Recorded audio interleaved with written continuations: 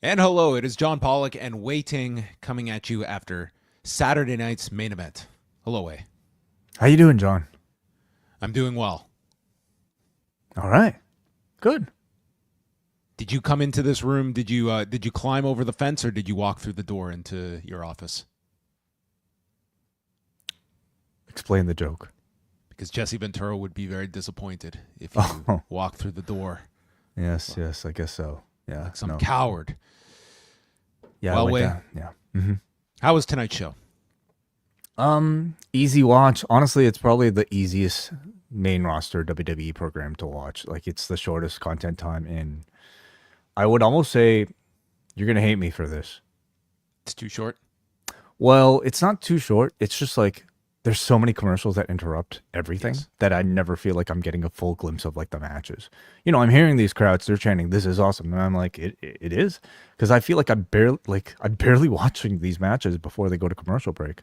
So There's not a really heavy getting commercial a full glimpse. inventory, and I think three shows into this iteration of Saturday night's main event, there's a very different pacing to these matches where it is like they're getting into like the big stuff almost immediately. Like we're getting like, and part of that is these matches are shorter, perhaps by design. I will say, like watching this just for the pacing and how they were racing to get in the big angle at the end of the show. I didn't think this women's match needed to be added at all to this show for an extra 5-minute match with entrances and everything that I think every one of these matches, save But for. then you'd have people complaining that there was no women's match. I mean, there could be a reason why they decided to include it. Well, then take something else out. Like if that's how every show has to be structured, then I don't care. But pick whatever 4 matches you need. But I think outside of Cena and Truth, every match on this show could have used extra time, and more importantly, I think you could have had that closing angle breathe a bit more, because that was like the big thing on the whole show was Cody's return. Yeah, you can tell from the beginning of these shows how much of a stressful task it must be to keep everything on time, because this show is really so incredibly tight. There really is very little room for flex, you know, whether it be in the content of the in-ring stuff at all, or just everything else, you know, to do with it. So I it's a bit of a frantic pace, honestly, but it's also a lot of commercial breaks if you're choosing to watch live, which I did not choose to watch live. Well, that's probably a smart option because there's like you could. How late did you start this show? So I started about I want to say like 15 minutes past, which like doesn't sound like a whole lot, but like I'm also like pausing in between to like, you know, do stuff. So by the end yeah. Okay, because I didn't start this till like 8:30, and dude, Oh, and you could dude, I probably was do caught that. up like in no time. Like it's not the hardest show to. You could go a lot later than that if you had to. Yeah. Well, we are going to get right into things. Night number 1 at the Yuengling Center in Tampa, Florida, for Saturday night's main event. Their return to NBC, and this was supposed to be their first of 4 nights at the arena. They are running Battleground on Sunday, Raw Monday, but NXT on Tuesday, getting the axe, and they are moving back to the Performance Center. Yeah. Low ticket sales. Right. Yeah, this one, WrestleTix announcing 9,761, and this looked pretty full for this venue. To compare, like when the last update we had for Tuesday's NXT was 1,700. So, Yeah. I don't know what the walk-up was going to be, but it wasn't going to be 8,000 tickets would be my assumption. Joe Tessitore is our host, and he welcomed us to Saturday night's main event, presented by Dude Wipes, best clean, hands down. Yeah. Clever, right? Yeah, really, it is. Are they like so you I don't want to talk about the product actually. No, it's okay. I'm About fine. Dude Wipes or the WWE product? No, about Dude Wipes. I mean, Dude Wipes have been a long-time UFC sponsor, so MMA fans have gotten. Okay, They so have just tell me, wringed like, every last joke out of Dude Wipes, so now the pro wrestling audience, this is virgin territory. right, yeah. I guess I'm just curious, like, you can flush these? I have to think so, right? I thought Yeah, like probably. I thought you weren't supposed to flush like wet wipes. Have you ever seen these out in the wild in your Dude shopping? wipes? I've never seen dude wipes in my life. No, I don't know if they have those in Canada. Oh, okay. I mean, I deal with like wet wipes all the time for like, babies, right? And you can't flush those. No, they're very, very bad for your plumbing too. They're terrible for the environment, right? But I guess these are very specific. Let us know in the chat if we have any dude wipes experiences out there that people want to share. I don't care. No, please. Okay. Testator is with Jesse Ventura, and he is decked out in his old Malcolm X hat that he would wear on occasion back in his WCW days, and a Jimi Hendrix shirt. So quite the stylistic choices here by Jesse Ventura. Also noting to Joe Testator, he does not drink coffee, and Ventura will be on This call. was after Testator suggested that they had coffee earlier in the morning. Yeah, so I guess Testator was just full of it. Or he's made up a story here. I bet they didn't even have breakfast together. Maybe. Ventura's going to call the steel cage match, and boy, would he turn in a steel cage call later on. Cole and McAfee are on commentary itself, where McAfee notes having history here back when this was the Thunderdome, and he had his debut match for WWE inside of this arena at the Yuengling Center. All right. They should have brought back just for one night only. Could we have done a throwback Thunderdome night here at the Yuengling Center where we get all the screens up and fake noise, and people can put up their images of God, what were some of the like the one that we probably shouldn't talk about? There were a lot. There were a lot of things that got through the screening process, as we recall back in the Thunderdome days. Yeah, including a Chris Benoit photo. Yeah, and there was worse than that got on there as well. Back in the Thunderdome days. We're kicking off with Seth Rollins and Bron Breakker against CM Punk and Sami Zayn. Massive pop, especially for CM Punk coming out, and it was kind of visual representation here. We had both Sami Zayn and CM Punk's tights and trunks in the colors of the Palestinian flag, with Zayn also having the 3 stars on the front from the Syrian flag as well. So that was very, very noteworthy as well. Noteworthy because, I mean, as far as I guess we've ever seen on television, like this is probably the closest I would imagine the WWE would get to referencing the issue. Punk and Zayn themselves have been outspoken on their own personal social media about the story. They also note that Punk's last match on Saturday night's main event was in August of 2007. CM Punk and the Boogeyman against Big Daddy V and John Morrison. All right. So what a throwback that we have. That sounds, I'm sorry, awful. Okay. They had to follow Evander Holyfield and Matt Hardy on that Saturday night's main event. Okay. That show that sounds awful. Do you know what the next Saturday night's main event was after that show in 2007? Tell me. There wasn't one. NBC was done after that. Ooh. Yeah, they got their fill after Big Daddy V. So this is my perfect example. Like, they are just getting right into things here. Before the bell even rings, Punk and Zayn send them to the floor. Bron and Rollins get the heat on Sami, and Bron hits the flying clothesline onto the desk for our first of like 50,000 commercial breaks on this show.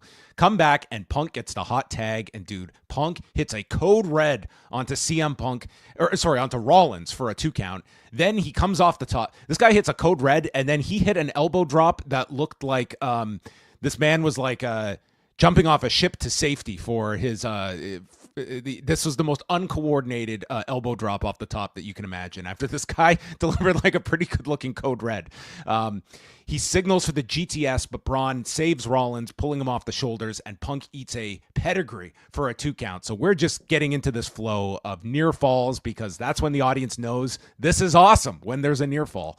Punk and Rollins are down, and Zayn gets in, he hits a tornado DDT to Bron, exploder into the corner, and he sets up for the haluva kick when Paul Heyman grabs him by the foot, preventing the move. And then there in the background, we see Bronson Reed hop the barricade, and with Punk staggering on the floor, he is bulldozed into the timekeeper's area by Big Bronson. Zayn is distracted by all of this, turns around, spear by Breaker, and Bron pins Zayn in 13 minutes and 15 seconds. It's Bronson's return after breaking his foot in a terrible fashion at War Games last November, and he appears to be the newest member of Paul Heyman's alliance here. They did note the history between Bron and Bronson. So oh man, that's gonna be a bit of a tongue tire. Hello, Reed. His new name. Reed. They're just gonna get rid of the first name. Oh man. But this was so weird because Bron and Bronson are staring at each other like they're about to go at it when Rollins steps forward, embraces Reed like this was my plan. Like this was carbon copy of how they just did Solo Sikoa, Jeff Cobb, and Jacob Fatu. Right. Like the idea of like these two are at odds with one another, but Solo Sikoa and Seth Rollins are the masterminds that have brought this person in. But you don't have any tension here with Breaker and Reed because they embrace after Rollins gives him the okay. And then Punk gets one last dive in at Paul Heyman. So they beat the hell out of him and they hold down Punk for a tsunami. And lots of different directions that can come out of this, one of which you would imagine in the immediate future is Bronson Reed and CM Punk. Yeah. First of all, and just in talking about the pace of the wrestling, again, it's a very different formula from any of the other TV wrestling we seem to see. They're trying to fit these like what feel like pay-per-view this is like level video game style. Like yes. for everyone that wants to talk about like the you've got to slow it down and all that, like that all goes out the window that we've seen on these Saturday Night's Main Event ones. Like it's just big move, near fall, and the crowd responds to it. And it's because these shows have to have story driven, like relatively like I don't want to say super high stakes, but like higher than usual level stakes attached to these matches, but with far less TV time than certainly a pay-per-view would allow, and I would even suggest the Raw or SmackDown would allow. So they're having to cram a lot into a very short amount of time. And by the end, I just kind of feel like I'm watching a highlight of a match rather than like the actual match itself. So I almost feel weird like really judging or critiquing like my overall enjoyment of the match because I feel like I barely got to see like the whole thing. It's like a YouTube highlight video because in this we had 2 commercial breaks in a 13-minute match. Okay, bell to bell was 13 minutes. 13 minutes and 15 seconds. It just felt way quicker than that. And I don't know if that was just because of the pace they were going at, but like with the 2 commercial breaks, I'm assuming. Well, wait, you watched about like 7.5 to 8 minutes of this. Right. So it's just a very different feeling from like any of the other WWE content I usually watch. But I would say like for these shows, I'm looking more for like significant storyline development anyway, something to launch us into the next chapter of these feuds. I thought we would get that with whatever would happen between Zayn and Punk. They were perfectly cohesive, so cohesive in fact that they even bonded together and coordinated their politically motivated wardrobe together for this particular tag team. It suggests to me that whatever's going on between Punk and Zayn is going to be prolonged and explored perhaps, further down the line, which is totally cool with me. But the big storyline beat we had today was Bronson Reed, and I thought there'd be a strong chance that Reed would be inserted into Solo's bloodline because that's where we last saw him. I like him a lot better as part of Rollins' stable here because it's he stands out more certainly. He's a very similar archetype to a Jeff Cobb or a Jacob Fatu. So in this case, he kind of has all that spotlight all to himself.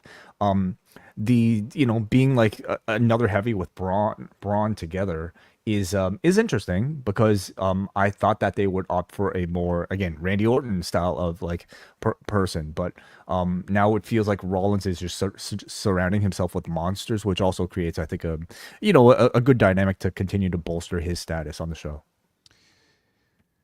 So I thought for what you got to see, like I thought it was a pretty entertaining tag, and you did get the big plot point with Bronson Reed coming in. So I thought overall, like this was a strong part of the show.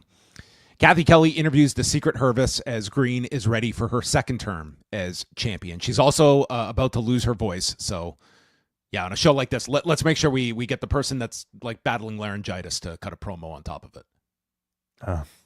Sure. Yeah. Mm-hmm. So it's Zelina Vega, Chelsea Green for the women's U.S. title. Vega lands a spinning elbow, and then they go to like the side of the ring like shot, and you can see this tilt-a-whirl head scissors by Vega that she did not get all of here. And Green then takes Vega off the edge and power bombs her onto the floor. I thought Zelina Vega was dead after this power bomb. She is rolled into the ring and kicks out at 2, but this power bomb, oh my God, did this look like she threw everything into this power bomb, and Vega just looked like she bounces her head off the floor. A much bigger spot than I was expecting from these two. Yeah. There was a sign, "Make America Green Again." Did you know that Governor Ron DeSantis was also there and got booed significantly? He was not. I don't think he was ever shown on the broadcast, but he was there. Yeah. Listen, I don't know how I feel about "Make America Green Again" as a potential catchphrase for them. Because on the one hand, I'm appalled by it. I also kind of think I also kind of like it a lot as like something that perfectly fits this Chelsea Green thing. But I mean, clearly they did not choose to go there. No, this was a fan sign, by the way. But yes. So Vega gets out of the way of a splash. Green tries for the unprettier, and it's stopped with a backstabber. And then Vega goes for a 619. But you know what? She got a busy signal because this was the roughest looking 619 where she gets caught up, and then she just blasts Chelsea on a second try at the kick of the 619. And this looks to be the spot where Green's nose gets busted open because she's all bloody from this. Niven knocks Vega off balance on the turnbuckle as Elba distracts the ref. So Green climbs up, is hit with a headbutt, and Vega hits the code red and wins in 5 minutes and 9 seconds as Green comes up, and here you see her bloody nose. Dude, this was not a good match. No, it was not. So interestingly, after all we said about the last match being so frantic with so many commercial breaks, this match had no commercial breaks. This was commercial free, and we got to see everything. Yeah, and I don't know if that worked to their advantage at all, because like for that reason, you got like the sort of slow down chin lock rest spot, which did not help, I think, the quality of this match at all on TV. They still worked a faster pace than usual, and but yeah, overall, I thought it was disappointing, especially because we're all going to mostly remember that botched 619. It's too bad. And I would even say before that, I don't know how much the crowd was necessarily engaging in just Zelina Vega as a compelling babyface. I think the problem remains, especially with this pairing, that Chelsea is still too entertaining to be a viable heel against a babyface that really has not gotten over, in Zelina Vega. I think it's hurting already Zelina Vega, who I think is continued to struggle to really get out of the gates as like a significant act on the show. The only character thing she has is that she's short, and that's just not enough, and I think there's a lot more talent in there than just she's short. So she's trying. I'm sure she's probably beating herself up right now over that botch. But I think the character needs a bit more support than just, letting her wrestle, because she's okay as a wrestler. She's not Neo Sky, who can do that. So I hope she gets that. And I also wonder if Chelsea now completely moves on from this US gimmick thing now that she's failed again. Yeah, it's interesting because even Cole brought it up here that she did an interview with like CBS News or something, and she was very emotional about finally winning this championship. And it sounds like this whole title reign, it's all of these things that she's doing outside of the ring that seem to be the most impactful, but we never see any of it on television. Like when she went to her father's grave with the title and did that. Like you never saw that on TV. It's like there's all this stuff that Zelina was it his grave or the 9/11 memorial? It might have been the 9/11 memorial, right, when they were in New York. But yeah, the same idea is like that's the kind of stuff that is going to give her, I think, some more substance on the program.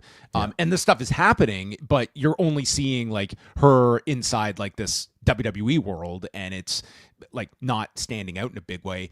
And I thought, other than this is a rematch of who she won the title from, it just felt very thrown together the night before to just fit on this show. And I just felt like it was not Like there was no lead up to this other than throwing a fifth match on the card, which the show did not need, in my opinion. It allowed them to feature Zelina, if they are going to be a bit more serious with her. And of course, notable that Julia pinned her last night on SmackDown. So I have to think that would be the direction. I would even suggest that Julia is probably going to be the one to beat her for the belt. The legends were out tonight. We had Jimmy Hart and Bushwhacker Luke. Yes, we did. Yeah. I mean, it's what? Yeah, it's nice to see them. Yes. We might as well just go. They also showed Leilani Kai, Tatanka, and then Barry Windham and Mike Rotunda in their U.S. Express jackets. Mm-hmm. And this coming the day after both the Wyatt Six return and what would have been Bray Wyatt's 38th birthday as well yesterday. So the show rolls on after that match, and we go to the announcement for El Hijo del Vikingo against Chad Gable being added to Worlds Collide. So we now have 2 matches for the show on June 7th, which is airing on YouTube, they have announced. And then Vikingo. Did you expect that we would see this year El Hijo del Vikingo on an NBC broadcast? I guess not. No, yes. I would have said unlikely for that one. Yeah. I wish we had Vikingo with Bushwhacker Luke, so he could have got licked here. They are in the same universe now. Yes. They missed that one. It number one, I think it would be a fun gag if they have Adam Pearce inform Gable that El Grande Americano is going to face Penta on this show, and you have Gable freaking out. Like, why is that a big deal? You can both wrestle on June 7th. I think there's a very good chance we're going to get Gable doing double duty at this Worlds Collide show. Yeah, I think that would absolutely be it. I mean, the other program they've been building up strongly that I think we can assume will be on this show is Penta versus El Grande Americano / Chad Gable. So I would have to think both would make their way here. The other notable thing, of course, and thank you, John Cena, in our private chat for informing me of this, is that Vikingo is scheduled to face Alberto Del Rio for the AAA Mega Championship on the 31st, which I think many will be presuming might be a title change to get the belt off of Del Rio, which would make this match against Chad Gable potentially for the championship. And then they announced their weekend in Atlanta coming up July 12th and 13th, which will feature 3 shows. Thankfully, they picked a very quiet weekend where we will have NXT's Great American Bash, Saturday night's main event on the Saturday, and then Evolution confirmed for the Sunday night, all taking place at the State Farm Arena in Atlanta. They did not announce the time or date, for that matter, for Great American Bash, but I think everyone is assuming this will be a Saturday afternoon show that, surprise, surprise, would go head-to-head with All In Texas. What time does All In start? Do you know? 3, I think. So Eastern?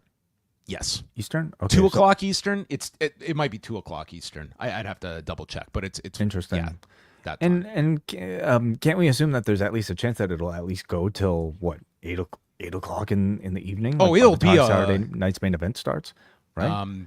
I think it would be over by then. I don't think it would go that long, but even at 3 o'clock is it's we'll 1 o'clock Central, so 2 Eastern would be okay, 2 Eastern. All right. Okay, well, that will be a very interesting day.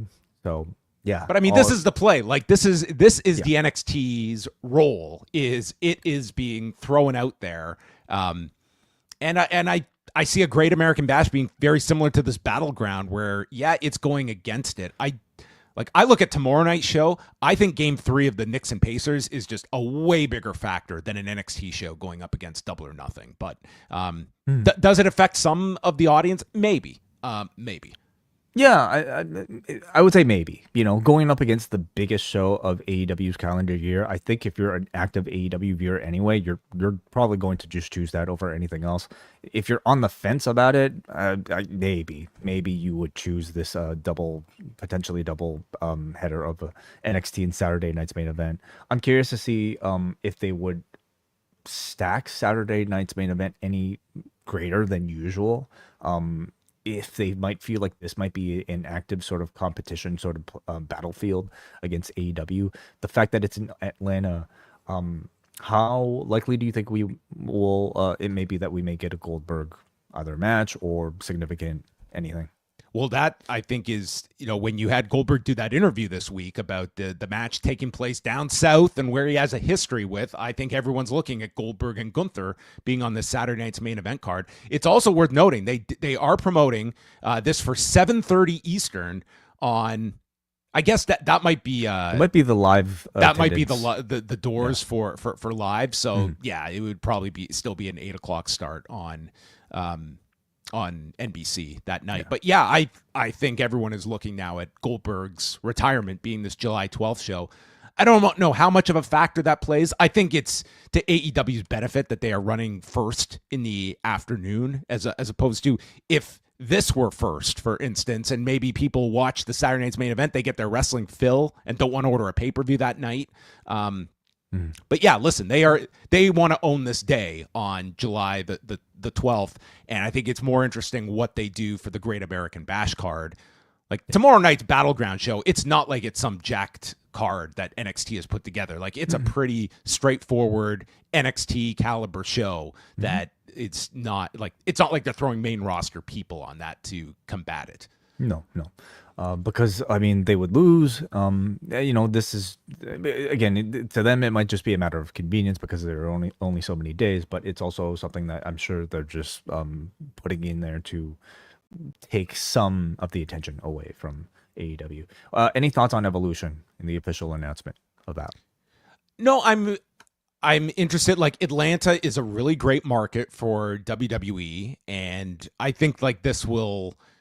I think this weekend will do pretty well for them in Atlanta, but we are talking about a show built around all of the women where I would say overall WWE as a brand is way stronger than it was in 2018, but I still maintain I don't think any one of the women is the level of star Ronda Rousey was in 2018.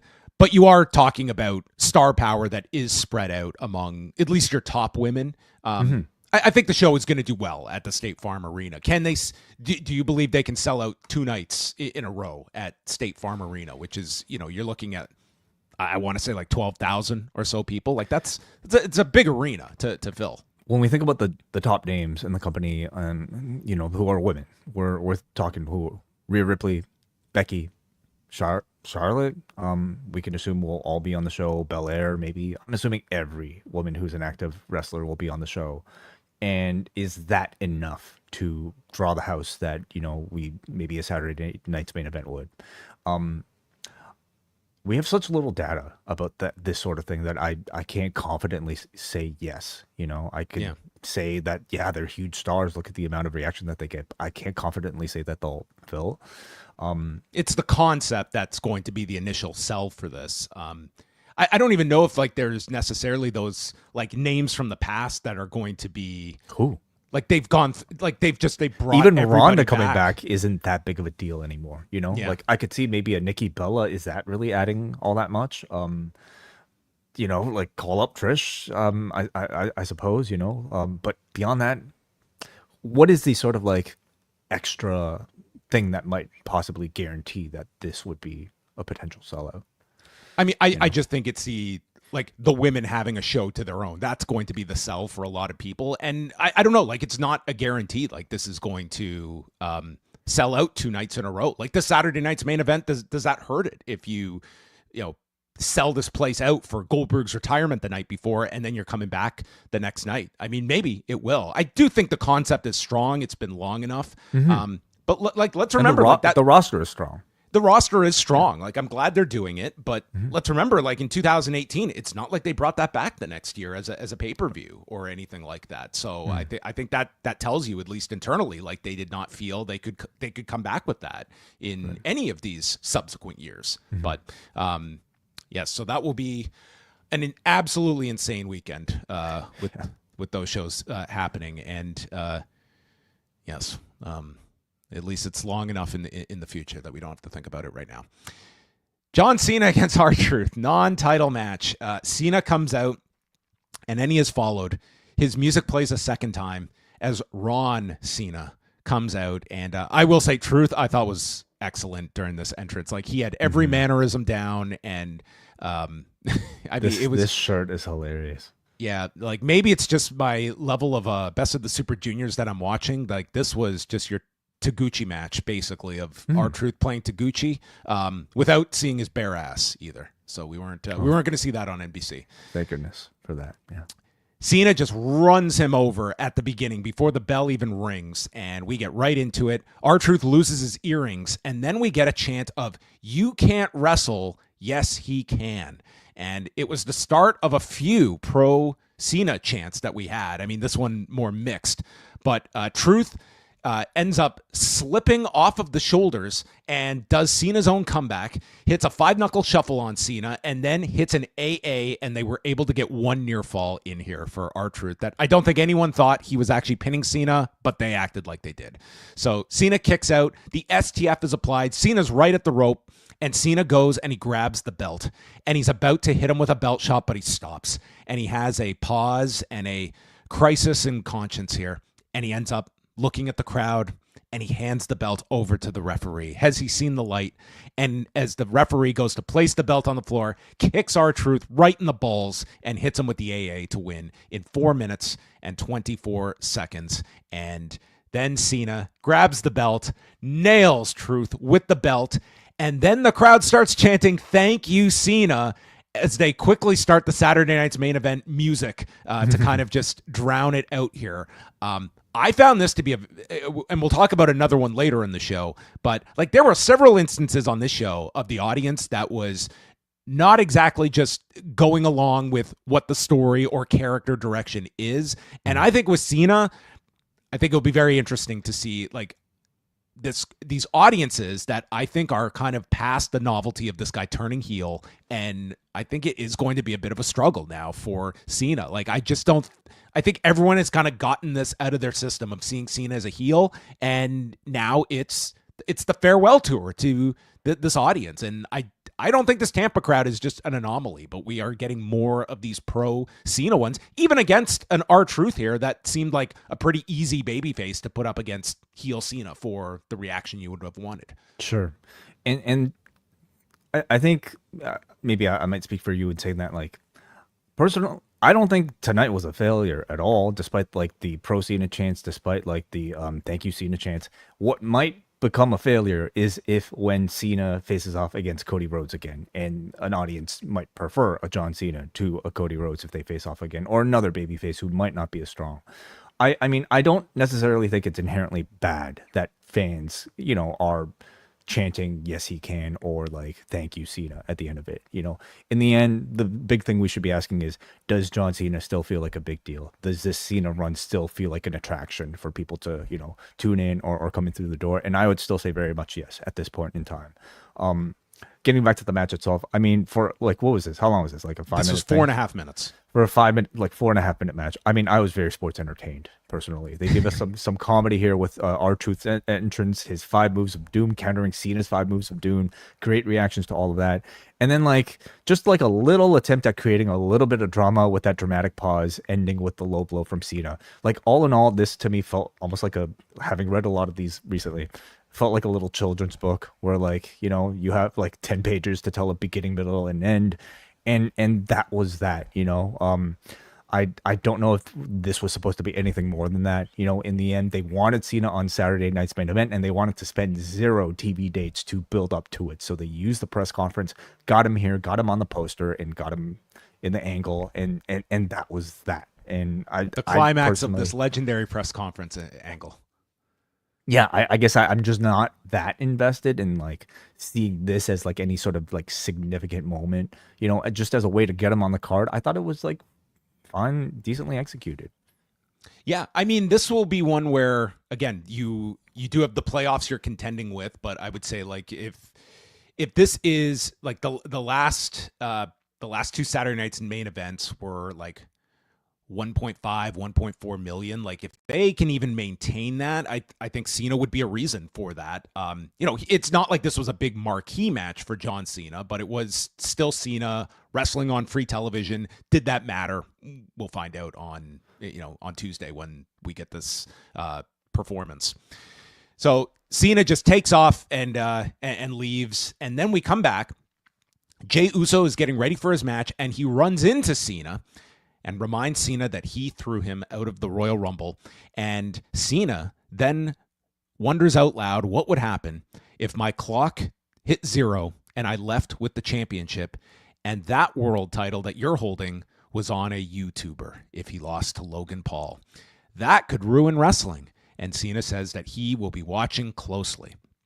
So, I mean, certainly indicating here that Cena would be somehow involved in this main event and was probably smart to do this rather than just think that Cena's segment was over and you wouldn't see him again. This was certainly tying in a potential comeback later in the night for some kind of angle. Yeah, like in previewing these matches, I think we were expecting Cena's next opponent to be announced via the R-Truth match in what I think we might have suggested to be like a more vicious, violent beatdown angle. Nothing really resulted from the end of the R-Truth match. Instead, we would find out Cena's next opponent in the Jey Uso match that was to come. Jesse Ventura was going to be on commentary for the cage match. So first, we show highlights of Ventura wrestling on the January 4th, 1986 edition of Saturday Night's Main Event in this same arena, back when it was the USF Sundome in Tampa, where it was Ventura, Cowboy Bob, and Roddy Piper beating Hillbilly Jim, Uncle Elmer, and Cousin Luke. That sounds as attractive as the Boogeyman match. And Ventura was so proud of the fact that he wrestled and did commentary on the same show and blames Pat McAfee for trying to copy that. But the difference is I won and you lost. And then Jesse Ventura, who Chris Charlton, Jesse Ventura was not on this night, pointed out his first of many stats, stating Pat was the second broadcaster to ever climb into the ring. And Michael Cole just lets it sit for a minute and then notes, I am undefeated at WrestleMania. This was breaking news to Jesse Ventura, who said, "Who did you wrestle?" Like, this was absolutely another commentator who stepped into the ring, I guess. Yes. And then it's clear the man has never seen a second of pro wrestling other than the few times he might have jumped into a WWE. I will give this man great leeway that he is not up to date on a ton of modern pro wrestling. But then I would imagine this guy to at least have like a scant memory. He says, as Drew is walking down, first of all, he says, why would Drew want a steel cage match? And Michael Cole's like, well, he's undefeated in steel cage matches. But he says, back in the 80s, NBC wouldn't have allowed a steel cage match to take place. It shows you how times have changed. It was like, Jesse, you were literally on the call for some of the biggest cage matches that aired on Saturday Night's Main Event. Hogan and Orndorff, Hogan and Bossman. I mean, I do expect Jesse to at least have his 80s memory intact, but this was, dude, Jesse was a trip on this show. And I think this was either... This was maybe Jesse's, like, in terms of, like, the points he was bringing out, like, the worst. But he's so out there that I was greatly entertained by this guy because he was just, like, the opposite of any kind of, like, factual authority here. He was just, like, throwing stuff out. And it's like, if it landed, it landed. But, I mean, needed a fact checker at the end of all of this. Do you think he adds much to Saturday Night's Main Event? Not on show 3. Not on show 3. I really enjoyed him on the first one. Even the second, I would say they didn't even promote him for this third one. So I mean, granted, it's 4 times a year. It's basically calling one match. I don't think he's necessarily overstaying his welcome, but I didn't feel like he added a whole lot here. If anything, like, he really was took away a lot of attention, especially here at the ending of this match. That, right. I mean, some people are going to find it in like fun because it's Jesse playing this shtick, but it really did kind of diminish the whole ending of this match. Yeah, in terms of like maybe trying to attract a wider net, with a Jesse Ventura, I don't think that has any value at all. Like in 2025, I don't know what Jesse Ventura really brings. We had 2 governors in the house between Jesse and Ron DeSantis. I mean, we do have that stat. I'm the only governor that's willing to show up at a Saturday Night's Main Event. Yes. I guess in terms of like, the sort of packaging of Saturday Night's Main Event as a nostalgia based thing, I think Jesse adds some connection to it as in a way that like having obsession adds also a similar level of connection. But I don't know if I even like him being on the call anymore. Like especially when it's very clear that he hasn't watched wrestling in like 30 years. The nostalgia as well. Like it's one thing when you do one night stand, but if ECW did 4 pay-per-views in 2005, that would wear thin too. It's like, yeah, December, they cranked up the nostalgia, and I thought it was a great mix that they had of the modern stuff with the classic nostalgia that you had, Jesse included. But I mean, he's going to be on these shows. I didn't feel he was. They're paying him for it, so yeah. So we get the cage match with Damian Priest and Drew McIntyre. Drew attacks Priest before the door gets shut, and he brings a chair into the ring. And they kind of missed this early, but Priest went for his own version of Claymore before hitting South of Heaven, and then they would do a role reversal later where Drew would hit the South of Heaven, so they actually both did each other's moves. And then the crowd starts doing their song for Drew McIntyre, and they're getting behind him. It only lasted sparingly, but Drew's head gets placed against a chair in the corner, which is the way Drew did the attack at WrestleMania. This time, Priest gets out of the way, and this is where Priest takes the chair and drives Drew's throat into the chair. Priest gets a pair of chairs and does a concerto. As they note, that's how he eliminated his mentor who invented the move. And I couldn't put my finger on it. I was like right on the edge of like trying to piece it together, but couldn't quite deduce who he was referring to here. This is where he's talking about Edge. He's on AEW, right? I think he's fine. Drew is dead from the concerto, and Priest goes to walk out the door, pauses on the final step, takes one last look at Drew, and stands on the floor to win in 12:22. But the question everyone had, did he really win? Ventura. What BS? You can just walk out the door and win? And you think he's just going to let it go? What a coward. He at least could have climbed over the top of the cage. Give me a break. Is his limo driver going to pull up and open the door for him too? And he ends it by asking Pat and Cole, gee, that was exciting, wasn't it? I mean, this guy, it's kind of the Jesse Ventura charm that you're getting here, but my God, did he just annihilate Damian Priest by the end of this. And what was interesting was the stretcher comes down as Priest had promised that Drew would be taken out. Drew refuses to be taken out on the stretcher. And, I could certainly see like Drew, like this guy to me is performing at such an incredible level. And he's definitely been, I won't say in the background, but he definitely has not been front and center.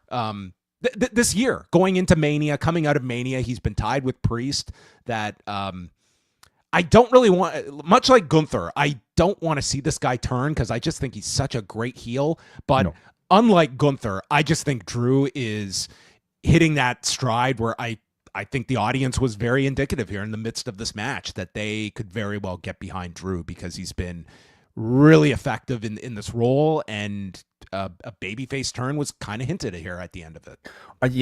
I would even say that it was almost deliberate throughout the entirety of the match here. You had Drew McIntyre deliver like very fan-friendly moves like that superplex off the cage, and then going into the Claymore countdown, which, I mean, he's done at times as a heel, but in this instance, it felt very deliberate as a way to garner babyface reaction. You had, listen, can we completely rule out like Jesse, perhaps like doing something that might have been part of instruction in like,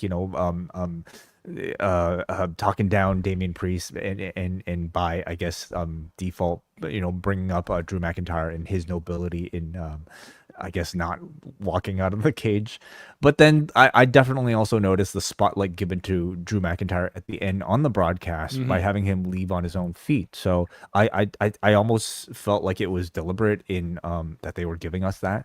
I also even wonder if they're going further and maybe this was a double turn, and I wonder if it was an attempt at trying to sway Damian Priest over maybe more to negative fan reaction, so that he might come out of this as a heel. So that might have been the most interesting thing to me coming out of the match. Again, I felt this match kind of suffered from just like us seeing so little of like of it that went to commercial break, that I don't know if I can give a full view of it.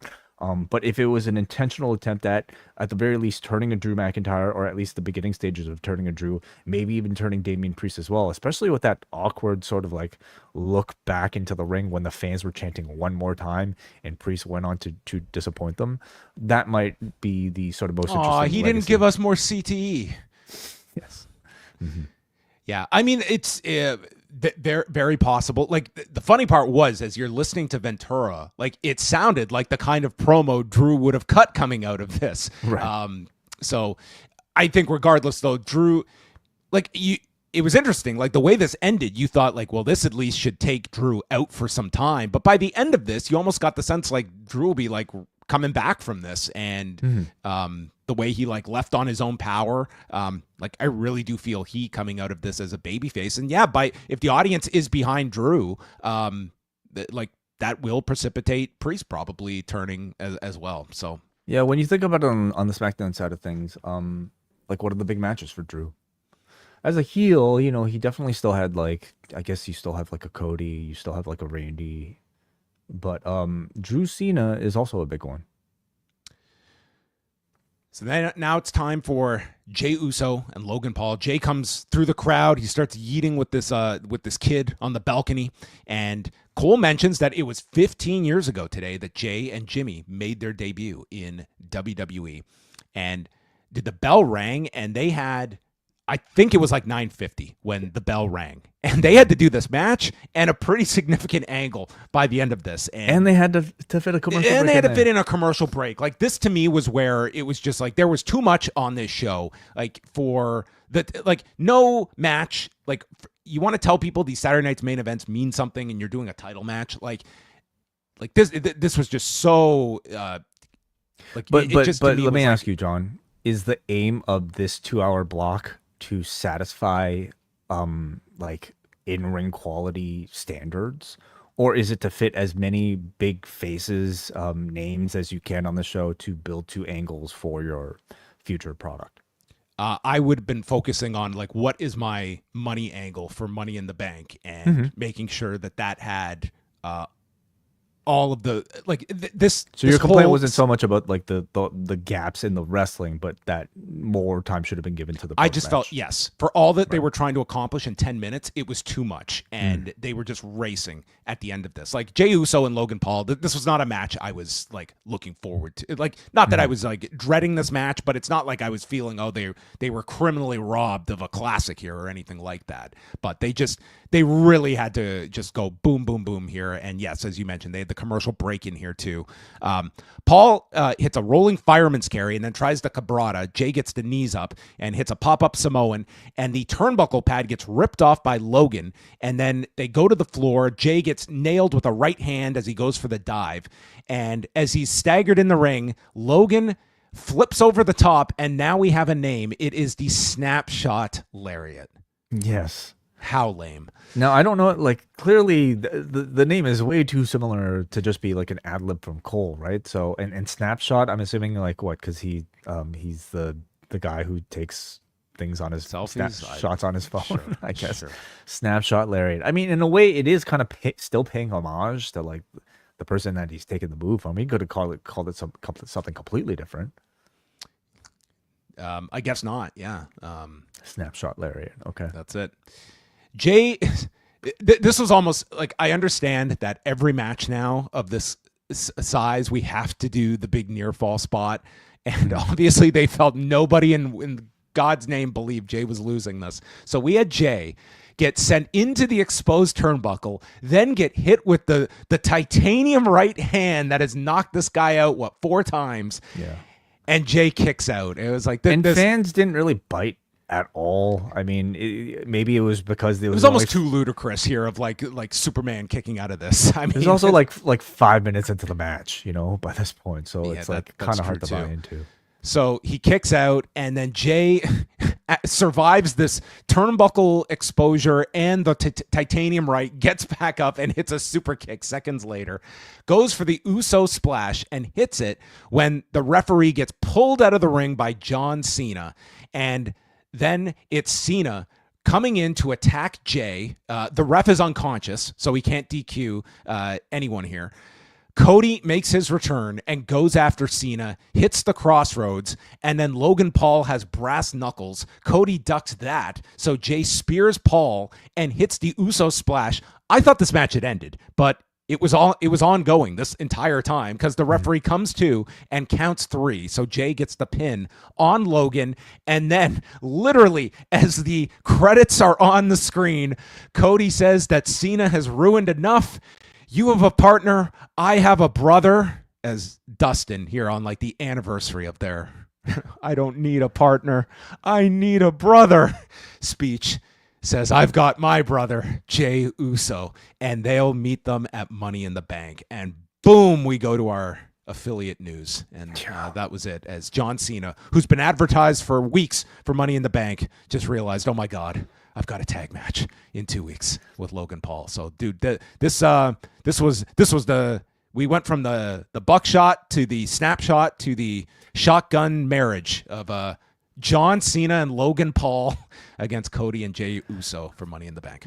I can't wait for the episode of WWE Unreal that will document the behind-the-scenes making of this 2 hours of programming, in particular this final segment, which I'm sure was a nightmare for everybody in Gorilla trying to time all of this in the short amount of time that they had to fit all of this in. But, you know, like you they saw went Cody down to the final second here, and the second that he said Money in the Bank, boom, they were off. Yeah, and Cody like really was kind of like, leave it to me. Like he took the mic like it was the game ball, and he's like, I'll handle this. You know, that's what his shirt. Did you see what the shirt read with the American Nightmare logo?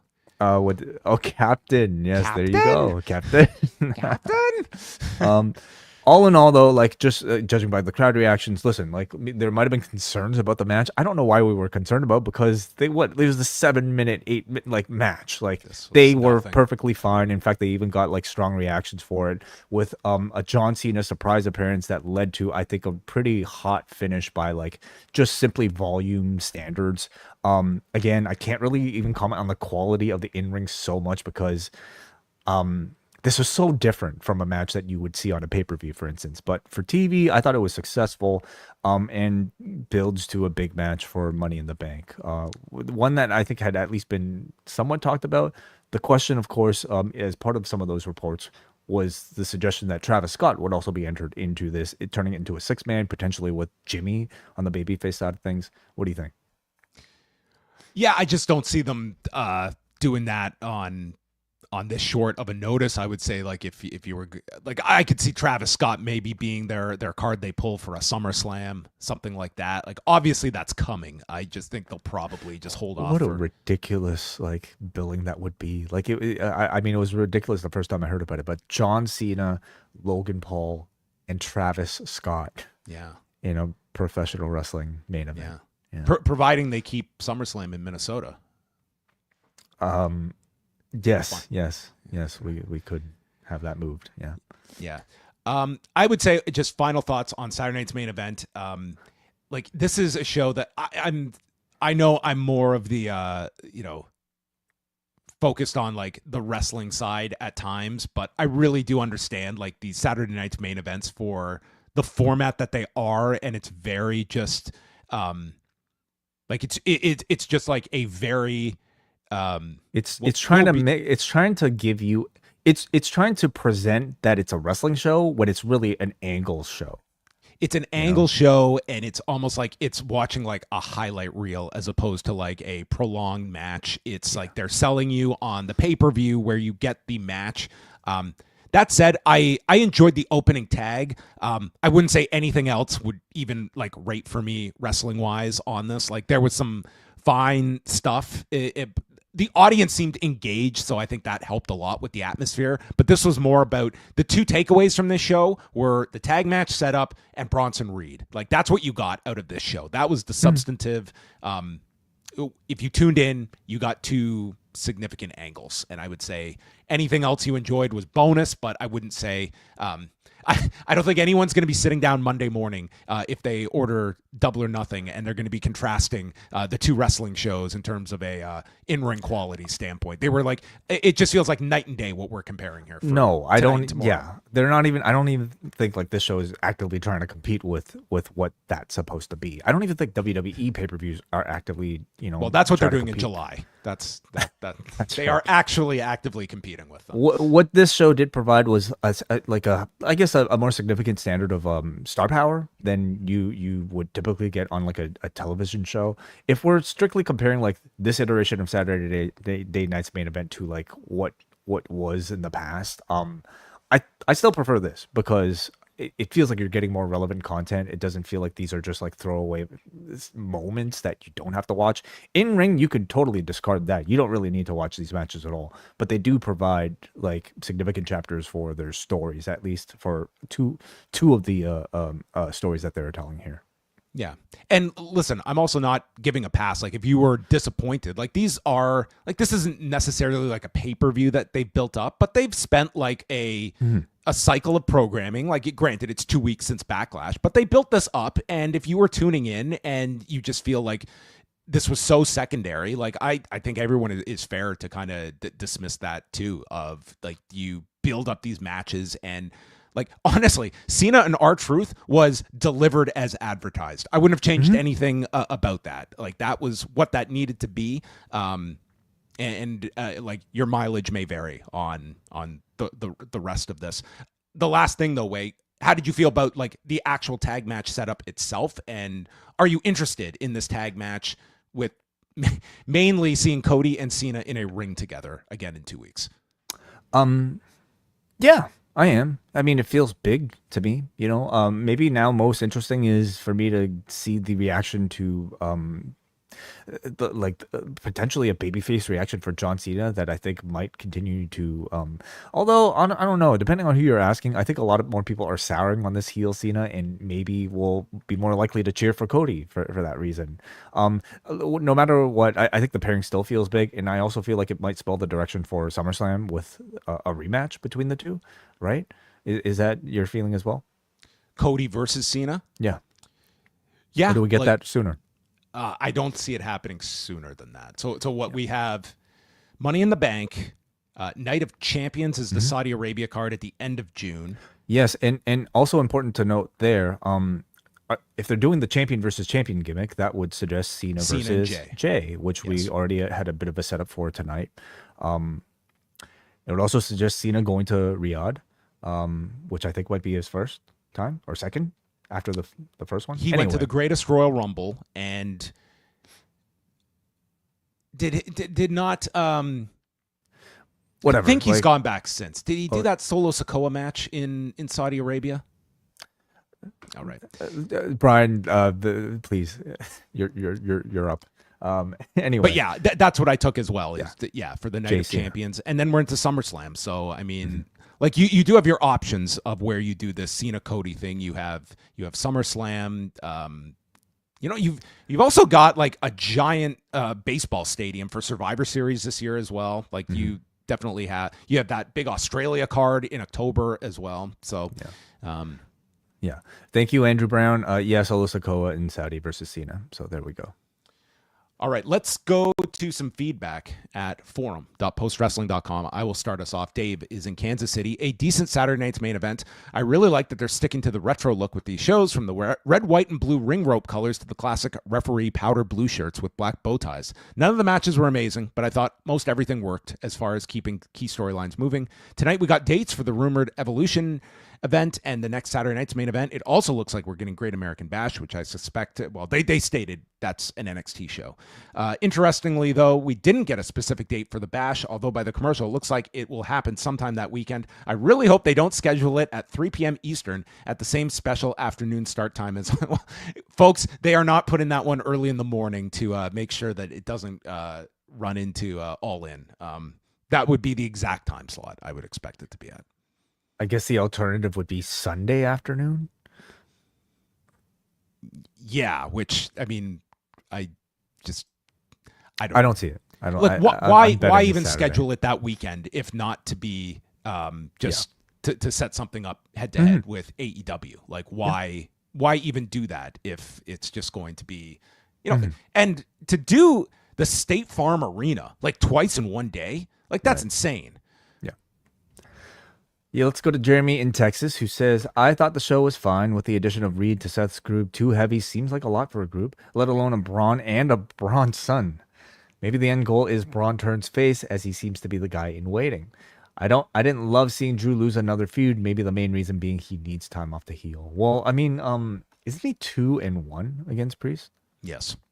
So he kind of still, has already won it, but he did lose the last one. I mean, after that choke slam spot, I mean, the guy could probably use some time off, to be quite honest. And they at least did do the concerto that you could conceivably take him out for a second. I certainly don't want to see this guy in a ladder match in 2 weeks either. Well, he did walk up though. He did walk up by himself. So I mean, I don't think we're getting a long-term injury angle for Drew. With Cody back in a tag match at Money in the Bank, at what point do you do the rematch with Cena? As soon as Saudi, or is it held off to SummerSlam or later?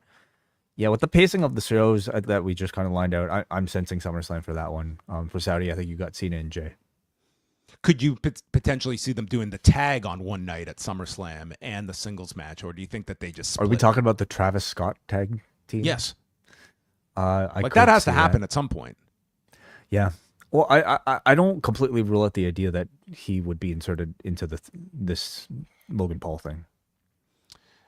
Yeah, I mean, I guess they would have to shoot that by Friday because that's he's on the show on Friday. Yeah, Cena's on the show. Yeah. Well, Brian, nice to see Cody return. Even better to see Bronson Reed return from his injury and slotted right into a top act. Beyond the opening tag, I was interested less in the matches and more in announcements for future events such as Evolution and Vikingo's match at Worlds Collide and the big tag for Money in the Bank, followed by NBC abruptly ending the show. WWE still have timing issues with network TV shows following a couple issues when NXT first came to CW. Well, I guess you and I, since we're in Canada, we were watching it on YouTube. Listen, that's going to be on WWE's end because, listen, at 10 o'clock, when you have network affiliate news, they aren't letting you go 30 seconds over to shoot your Money in the Bank angle. So, that's on them to make sure that you're not running up against the clock if they did, in fact, get that cut off. Anyway, I was happy to see Jesse Ventura back, incongruent as ever, with Michael Cole and Pat McAfee. All right. Seems like a lot of people in the chat love Jesse. I mean, he was super entertaining. I can't say I wasn't having a great time listening to him. Yeah. All right, let's go to Megan, who says, a decent newsworthy Saturday night bookended by the returns of Bronson Reed and Cody Rhodes. The tag opener and the cage match were the high points. Bronson returning in a prominent spot under Seth and company is a big deal. I'm pretty stoked that Evolution is returning this summer. I could see a special guest or two stopping by. Masha Slamovich, come on down. We go to Alexander from Portland. A good show tonight. Seeing a group with Braun and Bronson is funny. I hope their group is given a name sooner than later. I didn't expect much out of Truth and Cena. They probably had the best match either could give. Cena and Jey feuding could generate some hot promos, but I can't imagine the eventual match being a great one. Looking forward to Evolution 2 and Vikingo Gable. What's your favorite WWE match from R-Truth?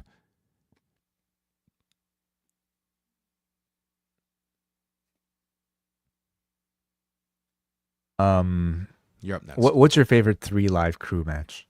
3 Live Crew. I could probably come up with some great vignettes that they were part of in promos.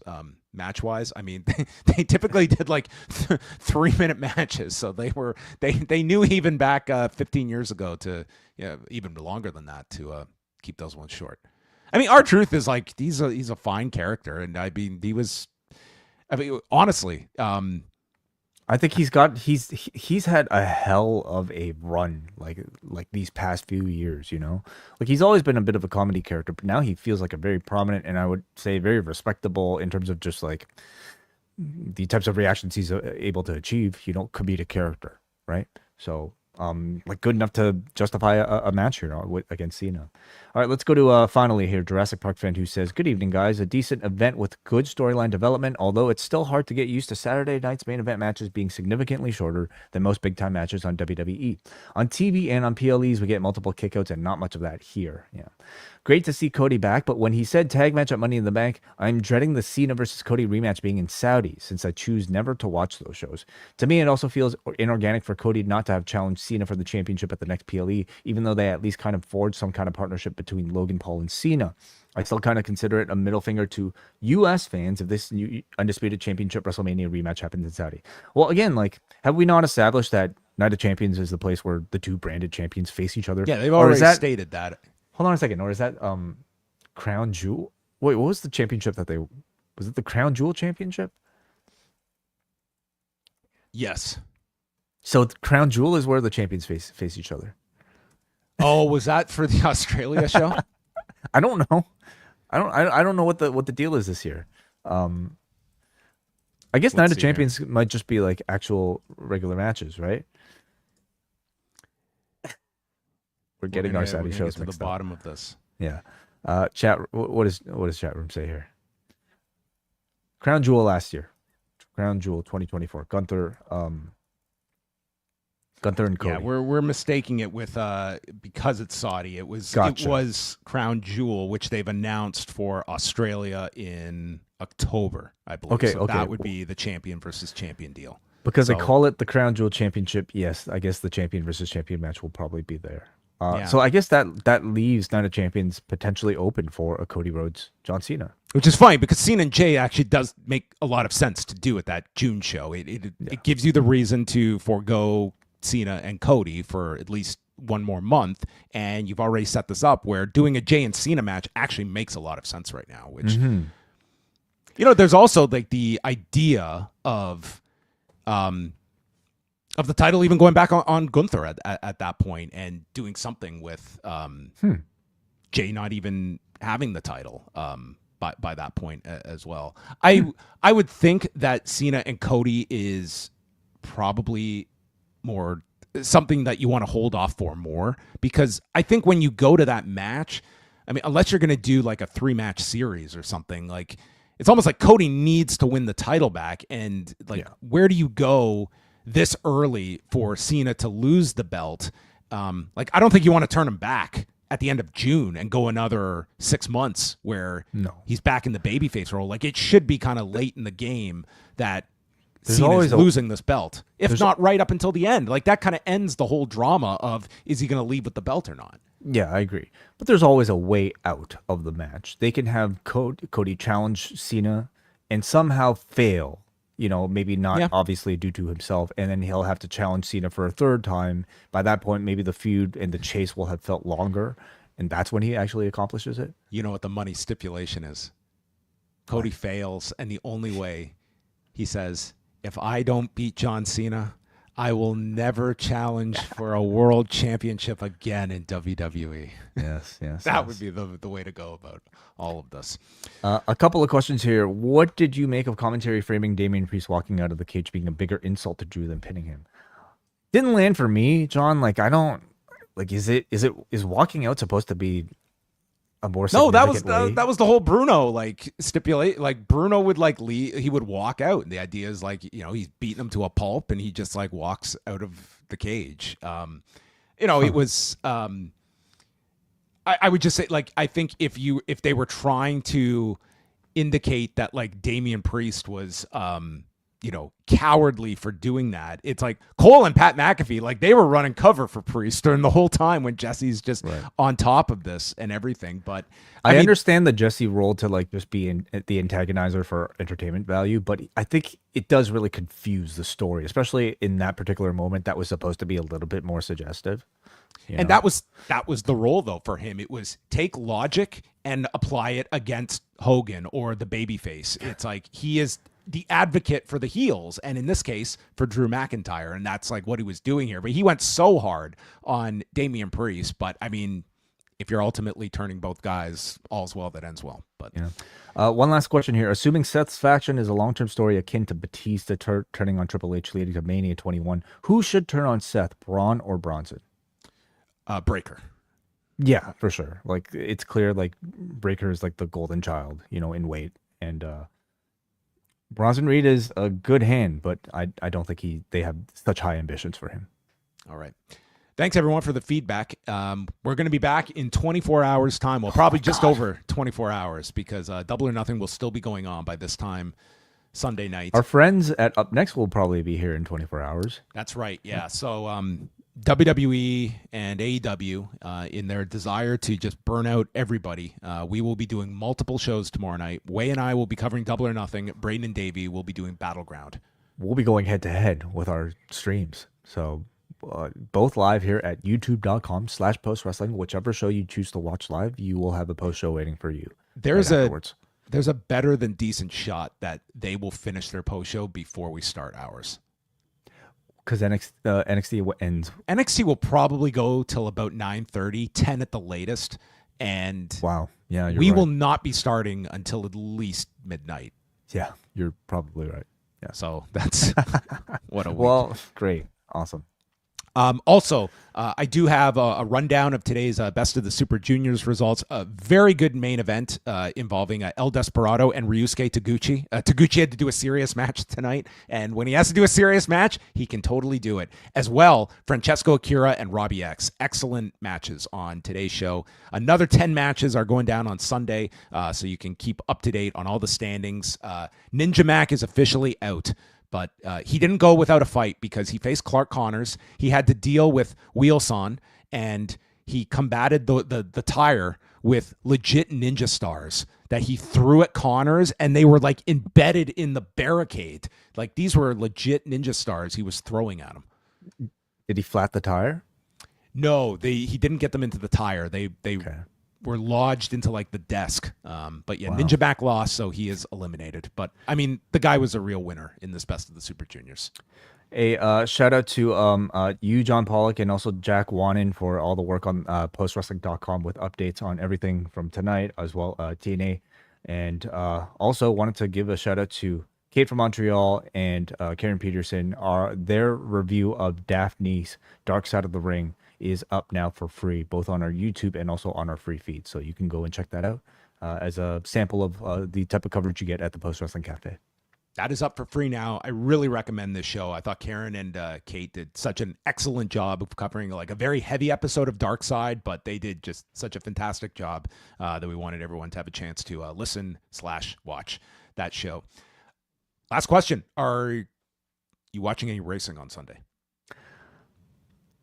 Are you kind of half in, half out? No, I'm in. It's just this is the wrong weekend for it. I tried to watch qualies because it's Monaco, and with Monaco, the qualies are actually the most important day of the weekend. So I tried to watch that, and it's just there's way too much shit going on during the day. Lando got pole position. Spoiler alert, John. I was about to watch it after. It's over. The race is in a few hours. I saved it to watch after all. It's okay. Dude, I can't get mad sorry. at you. It's fine. But anyway, I was gonna say yes, but now I think I'm just gonna skip the race altogether. But yeah, it's fine. May I suggest the night the line was crossed? What's that? That's the ECW show we're reviewing next. Oh week. yes, I will watch that. I feel legitimately bad right now. No, well, that's fine. I'm off to see Lilo and Stitch tomorrow. Awesome. Yeah. You got a big day. I too have a big day. I have to watch this movie. I think it's a live action movie. I don't think it's a cartoon. Is that right? Wow. Yeah, I was told I need to take. My daughter said, "You are taking me to watch this movie." I said, "Okay, we will go on Sunday." So that'll probably be the highlight of your day. I mean, I'm sure the pay-per-view will be great, but nothing will beat that. I'll give everyone my rundown of the movie. But that's it for us. Thanks to everyone for tuning in. Anything else, Way? Any final words? Nothing. I don't want to get anything else spoiled as the longer I talk to you. So goodbye. I was only kidding.